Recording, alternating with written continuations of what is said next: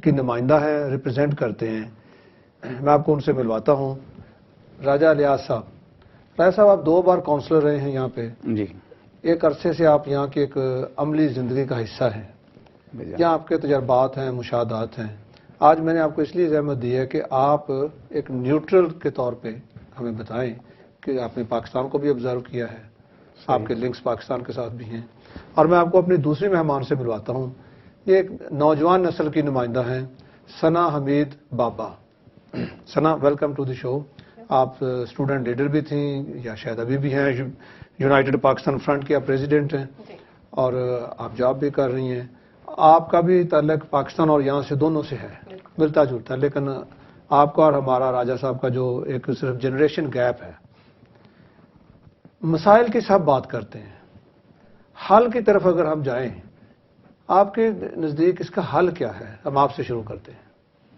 پاکستان کا حل؟ جی، وہاں کچھ پاکستان کا حل ہم اگلے شاید الیکشن میں دیکھ سکیں.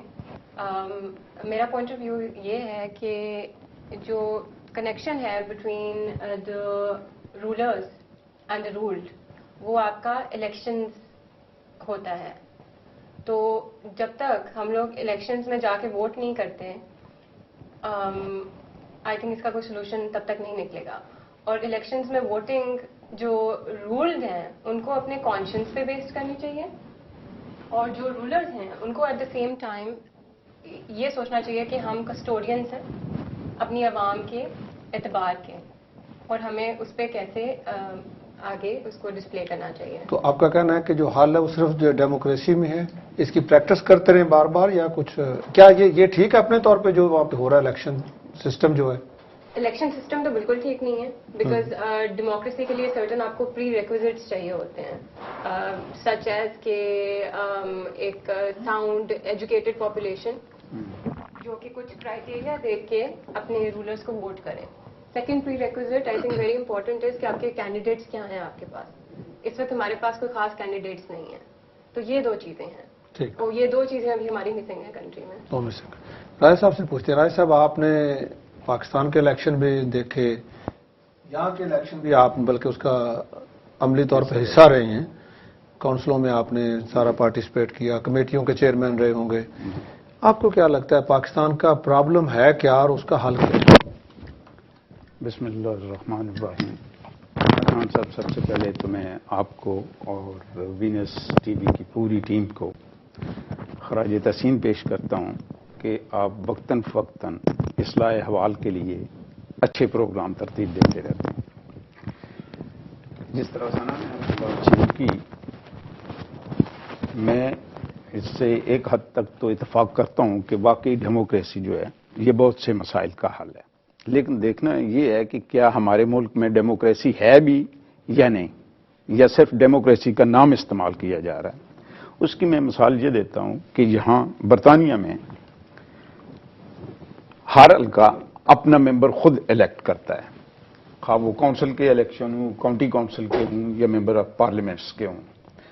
کسی پارٹی لیڈر کو یہ رائٹ نہیں پہنچتا ہے کہ وہ کسی حلقے کے لیے بھی اپنا کوئی اپنا کوئی تعلق دار، اپنا کسی عزیز یا دوسرے کو اگر وہ بھیجیں بھی تو لوکل لوگ اگر اس کو نہیں اپروو کریں گے، ایکسیپٹ نہیں کریں گے، بائی ووٹس اگر وہ میجارٹی نہیں گین کرتا ہے تو وہ اس کانسٹیچوئنسی کو ریپرزینٹ نہیں کر سکتا.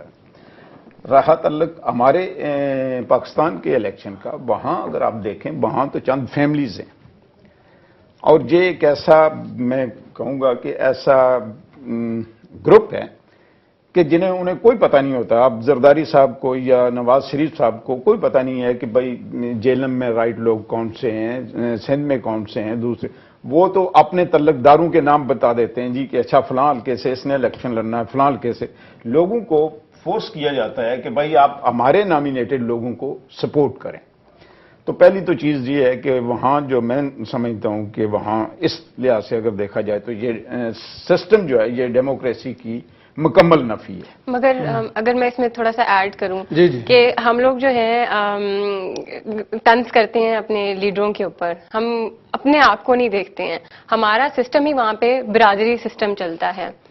system. فیوڈل سسٹم جسے کہہ لیں آپ, برادری اس کی آف شوٹ ہے, برادری سسٹم اس کا آف شوٹ ہے. کہہ لیں اس کو. مگر جب ارائیوں نے ارائیوں کو ہی ووٹ دینا ہے, جب شیعوں نے شیعوں کو ہی ووٹ دینا ہے, یا سنیوں نے سنیوں کو ہی دینا ہے, تو آپ کے لیڈرز میں پرابلم نہیں ہے. آپ کی تو پارٹی نے یہی دیکھنا ہے نا کہ کون سا ایسا کینڈیڈیٹ ہے جس کو حلقے میں زیادہ ووٹ مل جائیں گے اور ہماری سیٹیں زیادہ ہو جائیں گی. نہیں, آپ نے یہ کہا کہ یہ جو پرابلم ہے لیڈرز کا نہیں, لیڈر کا کام تو رہنمائی کرنا ہوتا ہے, وہ اس سسٹم کو ختم کرائیں نا وہ. جی راجہ صاحب.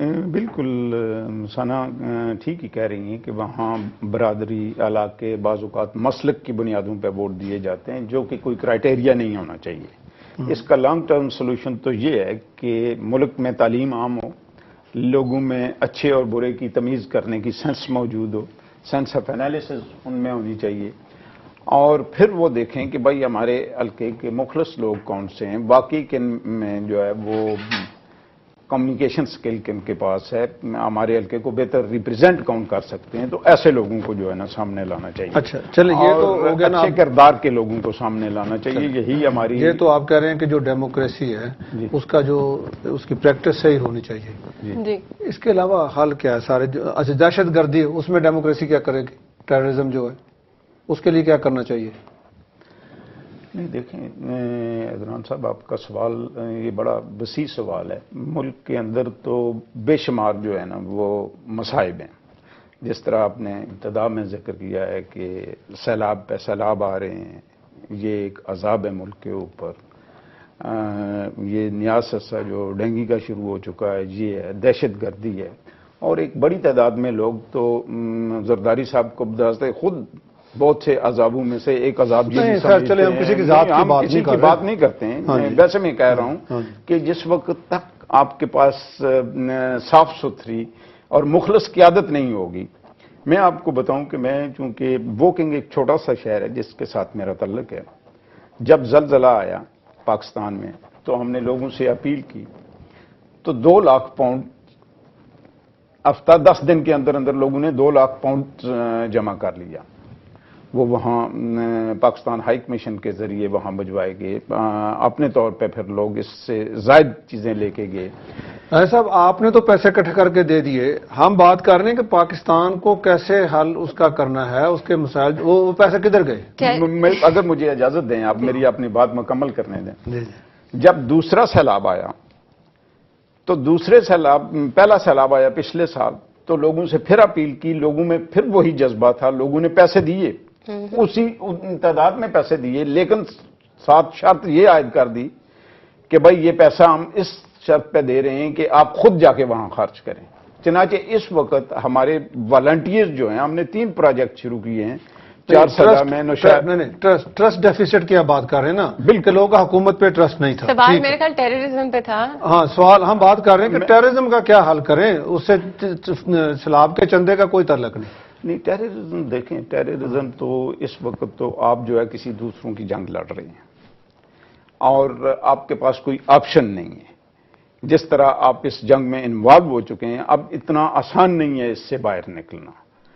پہلی چیز تو یہ ہے کہ اب جو ٹیررزم جس طریقے سے بڑھ رہا ہے, یہاں 2-3 قسم کی چیزیں آ رہی ہیں.